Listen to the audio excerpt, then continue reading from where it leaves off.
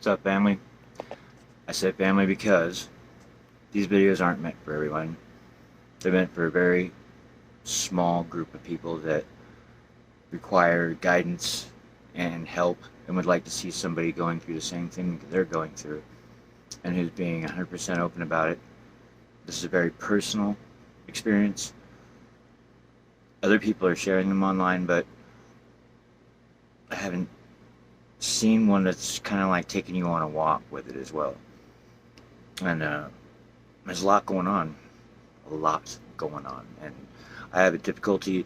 I'll tell you what, I'm going to go get sidetracked for a sec. And I apologize for the quality of the video earlier. I got my initial uploads. I was doing a spirit walk where you take your intuition, and long story short, I've been operating on intuition my entire life because just my personality type, that's my function, it's how I work, it's how I process information. We're weird. But had a lot of shortcuts that made the transition a lot easier for me, and since nothing is a coincidence, all these things happen for a reason. Like when I was 16 and I lived in India and I learned yoga and I was introduced to transcendental meditation and my interest in spirituality from a very young age. The traumatic experiences of my existence, I won't belabor those. Just because I share with my family, I'll tell you that in love and in for context, but not in sadness, because what's happening to me, you have to process all that sadness before you can even get where I am right now. And that's called the long dark night of the soul.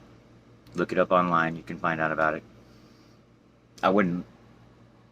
You're not ready. I mean, my soul wanted it. My conscious mind would have rebelled. So since God realized that my soul wanted it, he allowed some terrible things to happen to me recently that weren't my fault, but placed me in a state of isolation for a good solid month in my home, my sanctuary. By the way, say hello to Rufus. Rufus! Hi, little Bubba. We're going to go for a walk with Rufus here in a little bit. I grew up as son of a narcissistic mother who didn't want me. I was her first. I got 5 sisters and 1 brother. She took care of all of them, but not me. And she took them all to Europe, and they're all college educated, university educated. And I haven't seen her since I was 16. And it's probably the biggest way that I've been blessed in my entire life, because just knowing from the time I have spent with her, she would have seriously damaged me worse. It would have been much tougher to get over my blockages if I had had more time under her influence, which I don't hate her for at all. I used to. I'm not going to lie about that. I did. But I had to face that. It's part of what I had to face. And I had to learn how to say thanks to her for what she did give me. She's an intelligent person. She gave me a good mind. She's an attractive person, and I know I'm getting on in years. I'm 48, and lost quite a few teeth. I'm very self-conscious, or was self-conscious about it. I wouldn't be doing these videos now if I hadn't come to a place of acceptance with that. So, perhaps one day I'll have enough money and I can get a grill that looks fantastic. But until then, you're just gonna have to deal with my characteristic grin I got right now. I look like a hockey player. I play hockey. No, I don't. But I'm just gonna give you context about me. Let's see. I got married when I was young because my girlfriend got pregnant when I was 19. She was 21. Back then, I was too young to understand that schizophrenia and things like that can be passed down to your children. I just thought that was something people got randomly. It's not. I guess you can, but what's more common is that you inherit it from your parents. And my wife, after 2 years of marriage and my son being born, started to change. Started to become paranoid. Started to become not the same person that I married. Not the sweet, grounded, awesome balance to my chaos that she was.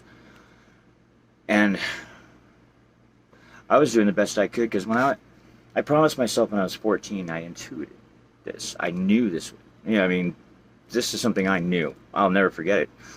I knew I was going to have a son someday, and I was actually crying a little bit because I was sad that I'd never met my father, and I was missing that because I think my mother had just abandoned me at my grandmother's for the umpteen millionth time, who knows. But that was the situation, and I just promised myself that when I had my son that I would never not be there for him like my father hadn't been there for me. And when I found out that I was a father, I leaned right into that and jumped right into it and realized that that was a way I could heal some pain in me. And I was a juvenile delinquent. You know, I skipped school, shoplifted, you know, ran with bad kids, but I was never a bad kid. I never hurt other people. I never beat anybody up. I never did any violent crimes, not once. Don't know why. Well, I know why. What am I saying? I don't know why. I know why. It's just not in my heart, you know. I've always been a good person at heart, even when I tried to be a bad person. And I think all the bad people in those crews knew that. I was allowed to stay, and I was liked, and I was useful, and I made sure that I had marketable skills, and that I was a clown, that I could diffuse tension between people that would have turned into, like, murders, you know. And they kept me around because my intuition was sharp. It's always been sharp. Like, there are people who aren't in prison right now because I seen trouble coming and said, hey, I need to fuck out of here, or this person should never come back. Yeah, a lot of people owe me that. You know, it was me giving in the only way that I knew how to give. And because that was still kind of fulfilling my soul purpose. I've always protected, I've always enhanced anybody's life in any way I possibly could. I've got lots of different ways to do that. But I've been invisible my whole life mostly because as a child it was safer to be invisible. And like I said, being an INFJ, it's tough, you know, running on intuition and knowing that you're an INFJ and not knowing that your brain's different. And man, if I just had the right people, who knows? If ifs and buts were candy and nuts, we'd all have a wonderful Christmas. But all that aside, I mean, that's getting sidetracked. Did the best I could to be a father to my son. When I was 26, my wife committed suicide. She's highly bipolar at that point and living in a group home. And one night she left the group home and she went to the nearest freeway and leapt off the bridge of an overpass onto the freeway and died. And the next 6 years of my life were spent just hiding. That was the time when I was hanging out with people that were occupied high positions in local drug rings. We don't call it a ring. I don't know. Because I guess I decided if I was going to be high, I may as well do it the smart way. I was always trying to do everything the smart way. So I wasn't going to panhandle money and buy $20 bags. And I mean, no, I was going to get to know the people who had all the bags, all the smoke, and see if I couldn't charm them, you know. And sure as shit, they were just putty in my hands. You know, as soon as I found out I could fix computers and smartphones and give them amnesia and make them not remember where they came from, you know, times are different now. But oh yeah, I mean, nobody knew my real name anymore. It was Guru. I got the nickname Guru. They gave it to me. It started out as, oh, he's a phone guru. Oh, he's a computer guru. And it just got simplified to Guru, and then I kind of liked it because nobody knew my real name, and when you're introduced like that, people, you know, they kind of wonder, why he got a nickname? Why is he called that? You know, it helps. It was marketing, I suppose. But it only lasted a few years. What drove me away was the chaos and the backstabbing and the inability to create close connections you could rely on, and you name it, the whole Pan-Asia shit that comes with that crowd and that culture. I mean, this isn't stuff that a lot of people don't already know, but I'm telling you what my experience was. And I was channeling a lot today. Let me go ahead and finish the history real quick. So the worst thing that happened to me in my entire life happened a year and a half ago. My beloved son, who I had to be a mother and a father to, who I lived my life for, got involved with opiates, things that I don't understand because I have hypersensitive to opiates. I don't even take them for pain. They make me sick. I mean, shit, I could accidentally overdose on the stuff. I mean, I've never liked them. I'm like, hey, if you're gonna get a high, why go to sleep and miss it?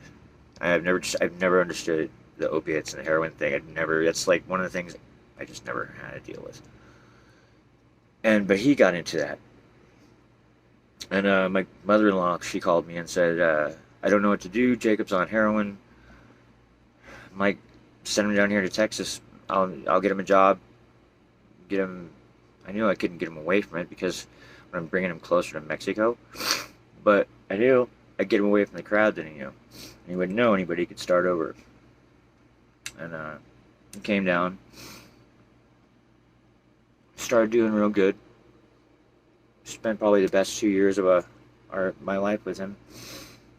Getting to know him because it'd been a few years since I'd actually spent a significant amount of time with him. And he changed in that time. He was a very likable, lovable, knowledgeable, and caring young man. Very cool. Cooler than I ever was at his age. He is definitely an extrovert. The extrovert child of an introvert. But I was proud of him. Still am.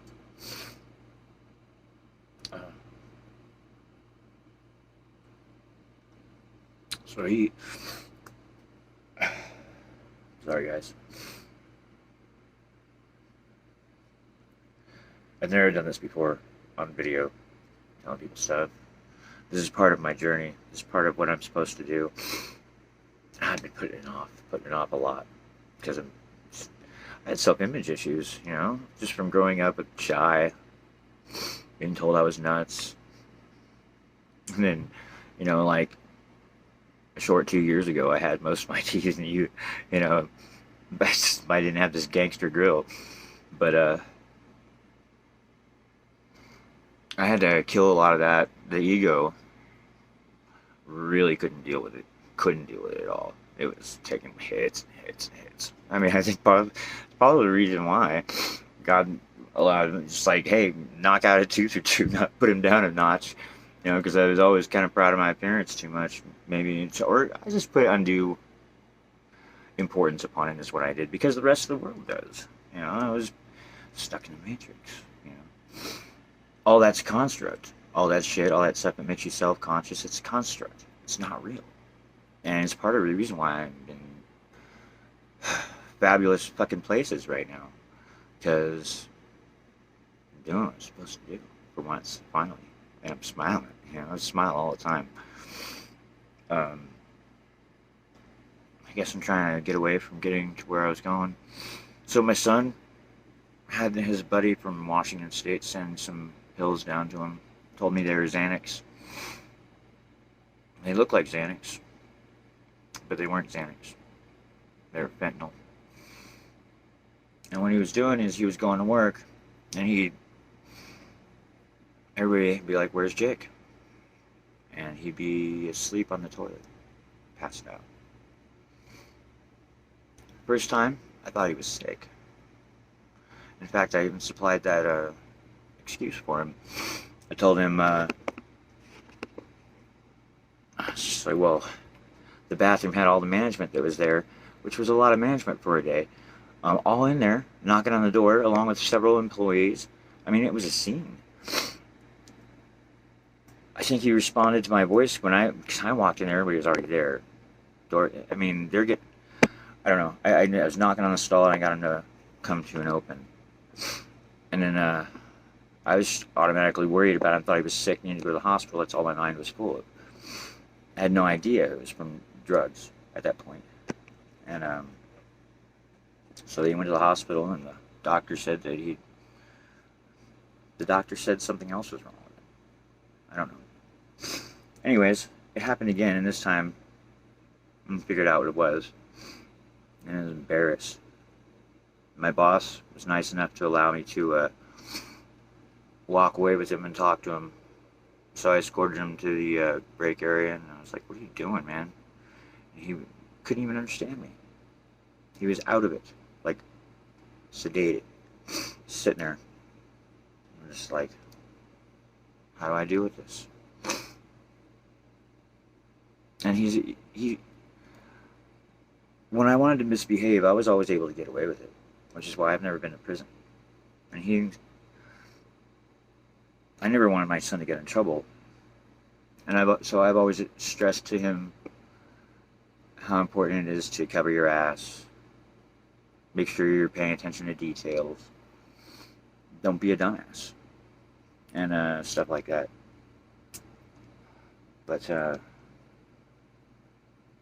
when he realized my level of concern and that I knew what it was at that point, he decided he was going to start lying to me, which he hadn't been doing up until that point.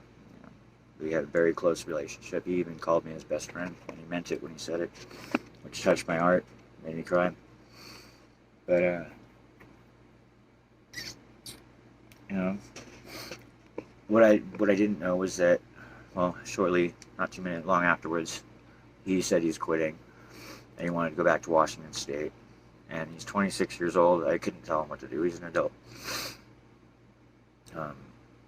After he left, I found out from my boss, which I don't blame him, because you're not supposed to, even if I am my son's father, I'm not and a fellow employee, you're not supposed to tell an employee about another employee's firing, hiring, all that.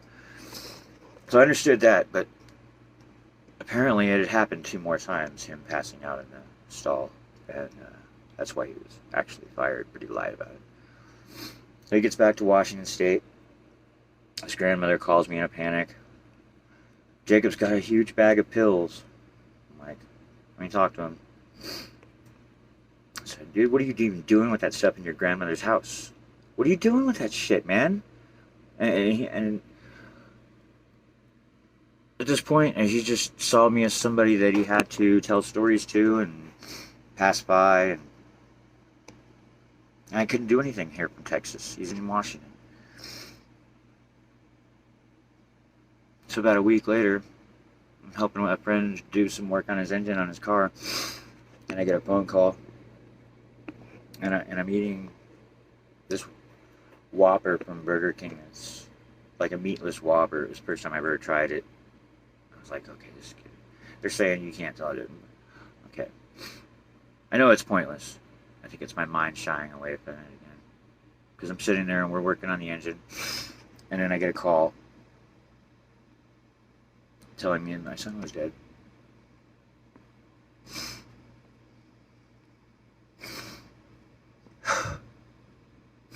I got it.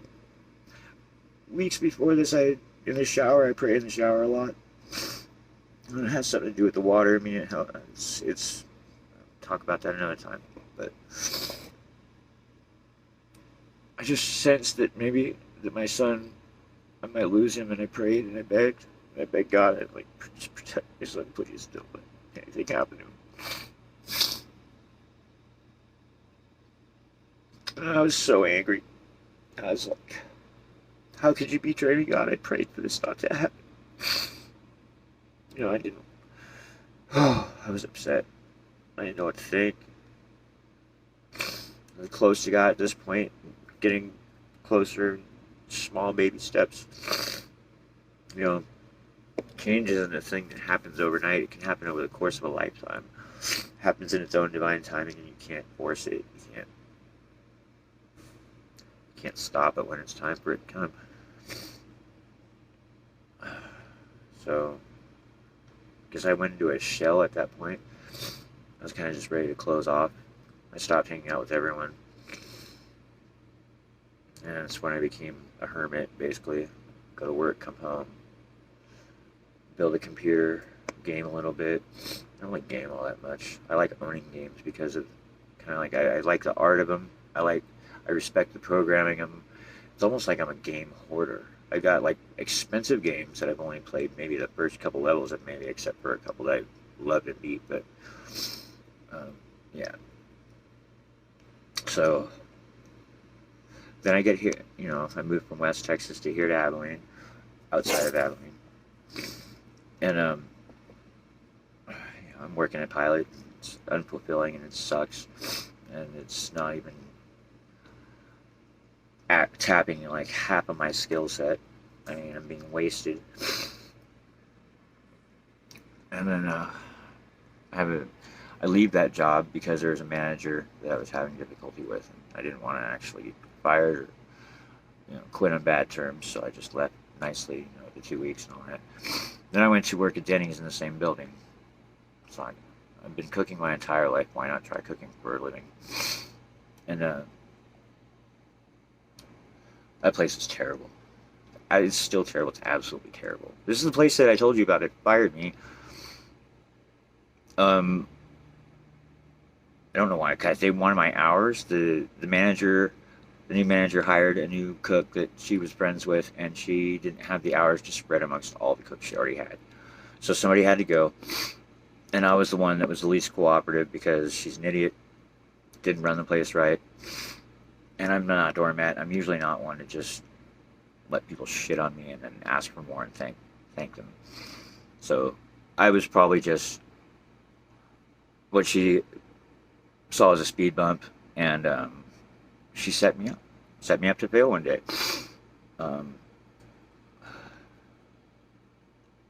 Yeah, it was weird. It didn't make any sense. Like, I've seen a lot of weird shit in my life, but I've never been set up like this at a job before. I mean, you want this fucking job? Go ahead, take it. I would have been fine, except that she lied and said that I quit. I didn't quit my job. I was a single dad. A single dad learns fairly early on that you don't quit a job without having another one lined up, or you're a fucking piece of shit. I'm sorry for saying that. But anyways, yeah, let's say I didn't quit this fucking job, alright? They said I did. So now I can't get unemployment. Maybe I can. I'm gonna try. Can't get food assistance.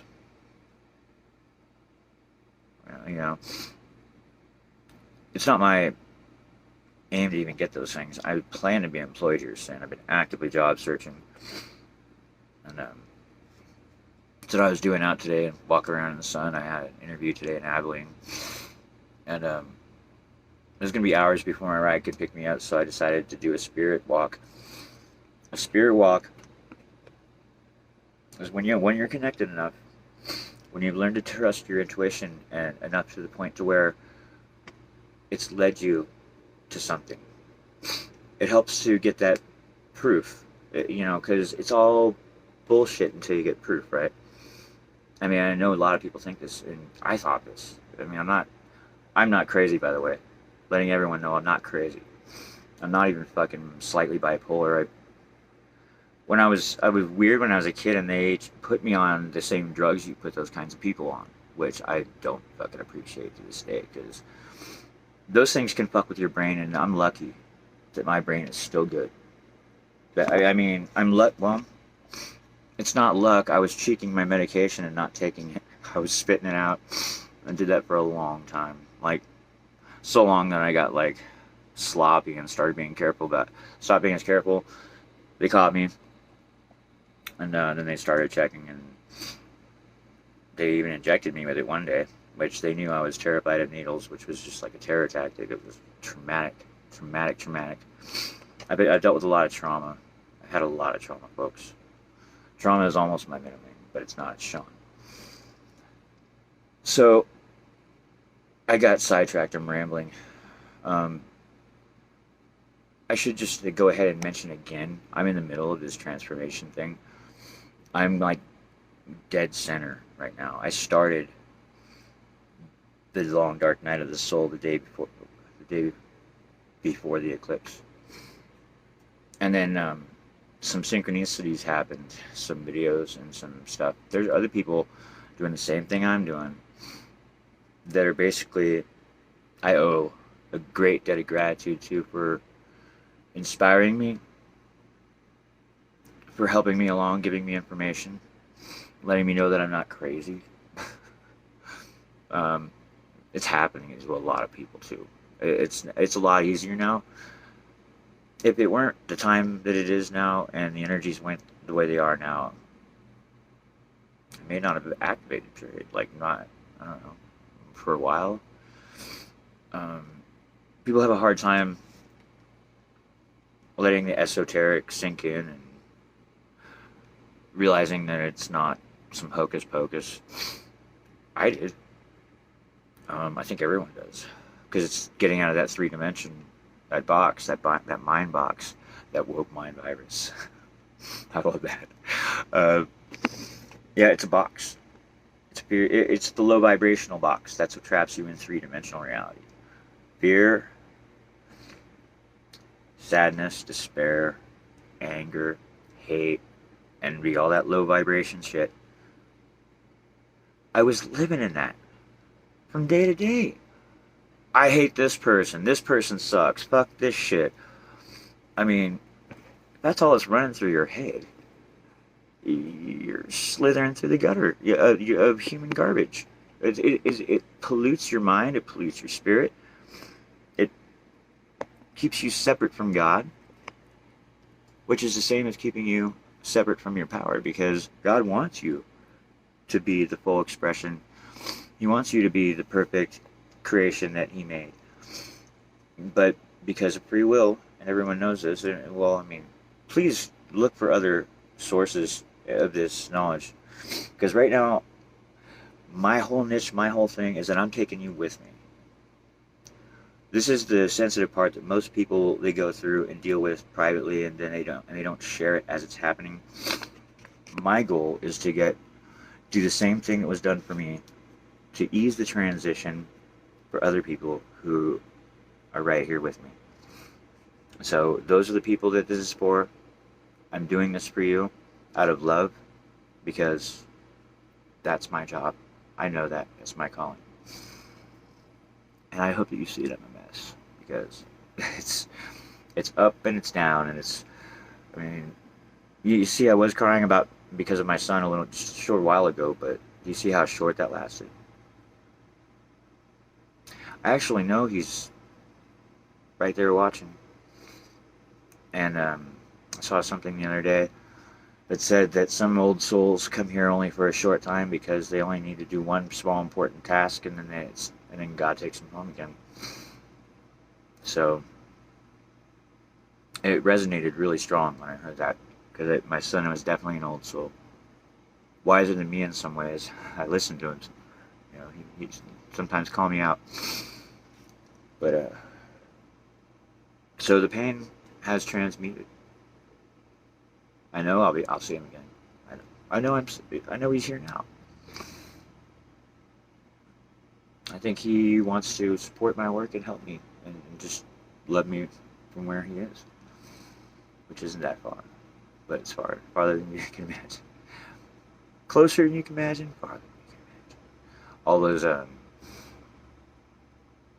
contradictions, the paradox and stuff, that's part of spiritual comedy. It's the stuff that when you're channeling will make you laugh out of nowhere, because your ego mind, the one that kind of is just like, has taken a back seat now and doesn't do nothing but kind of just witness your growth. Because like I said, it's wrong to say that your ego dies, because your ego is part of your experience, but to be your ego and to convince yourself that that's you, that's your spirit, that's your energy, that's an illusion, and it keeps you separate. It keeps you from taking your power back. So it's important for that to take a back seat. It's important for you to conquer the ego, slap it around, make it your bitch, however you gotta do it, but it's got to submit, and it's got to stop being your control mechanism before you can go forward. That's got to happen. and it takes the dark night of the soul for most people. I hope that my videos can help people through that. I mean, I'm here to heal. I'm a healer. I've known this my entire existence, my entire life. I've been waiting for an opportunity to do it. I was thinking my nose looked a little crooked. It must be a reflection, or else it actually is crooked. I'm goofy. Sorry. I mean, I hope you guys enjoy it. Hope you guys find me quirky and interesting and entertaining. I'll do my best because that's just how I naturally am. I'm emotionally stretched thin a little bit. It's tough. This energy work, it leaves you a different kind of tired. I mean, pressure in weird places, like right now, it's right here in the back of my skull, my neck. It's just really tense right at the base of my skull. My lower back, sometimes right between my shoulder blades, I've been cracking my back and stretching my muscles and just going through it because it's change. I mean, you're being energetically transmuted. And the more it happens, like every day, every single day, I'm a little bit more in tune. And there's a secret part that I'm not allowed to talk about. I was advised not to mention because there's this difficulty in unlocking my chakras because there's blockages installed. And part of my dark night was facing the fears that were causing those blockages and those insecurities. But that wasn't enough. I mean, that was the most important part. You had to conquer it in order to manipulate and transmute. Because you can't have any effect over something you haven't mastered. But I lost my train of thought.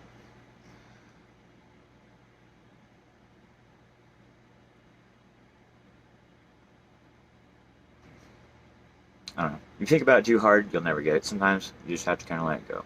The train of thought, still boarding at the station. But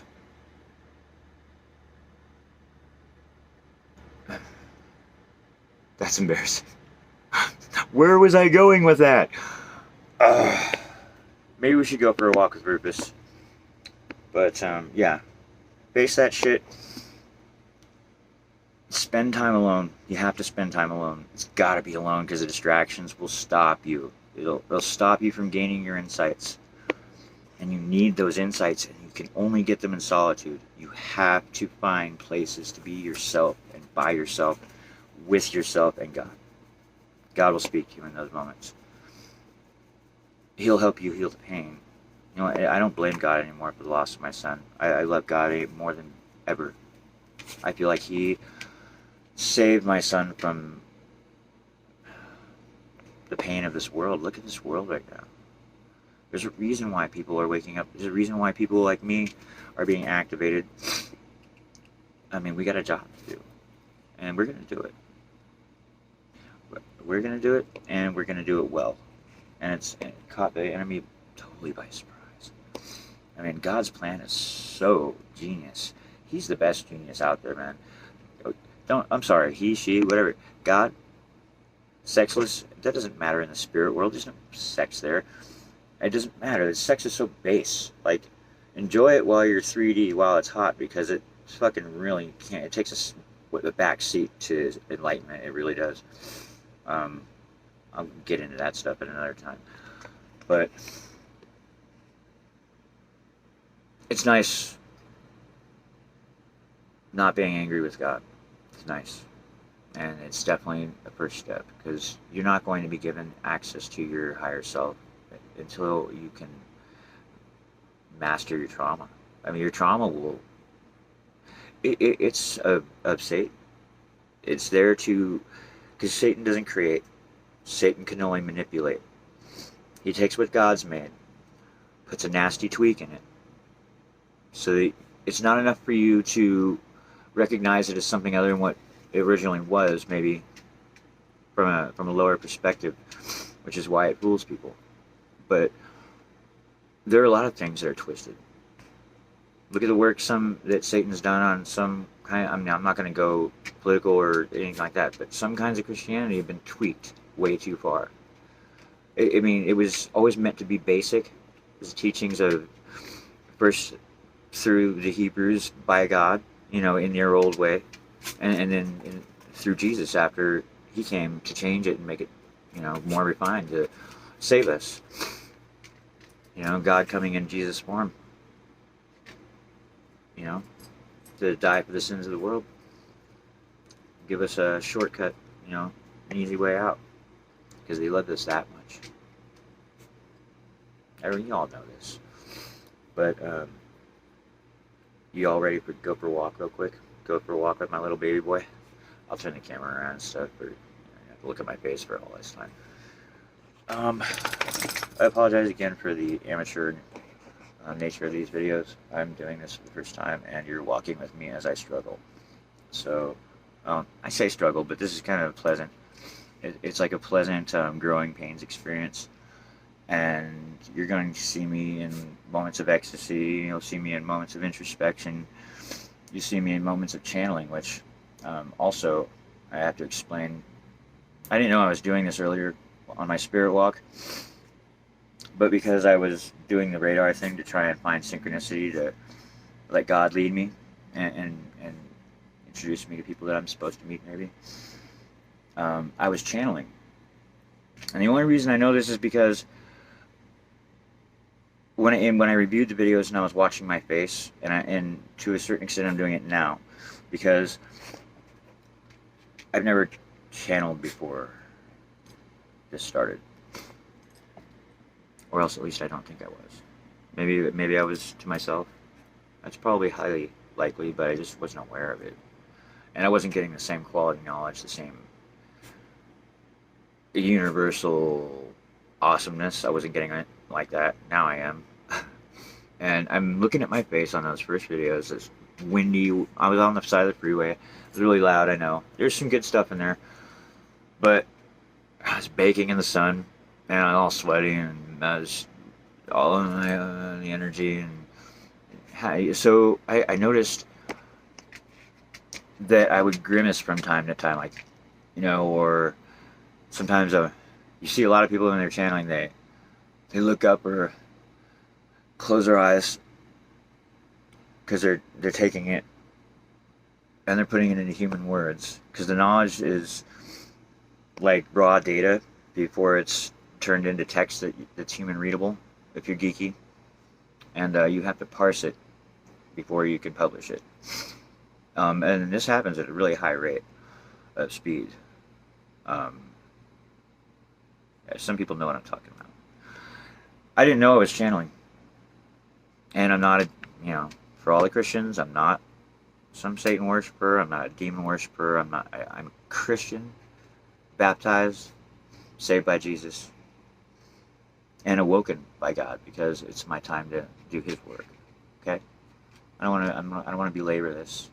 I'm not going to have dogmatic discussions with people. Like I said, these videos aren't for everyone. I'm here to help you, warriors, light workers, people who are going to have a lot of hard work ahead, and we're going to do it together. And it's going to be a really cool journey, and I hope you enjoy it. Let's go for a walk with Rufus. Ready to go, Bubba?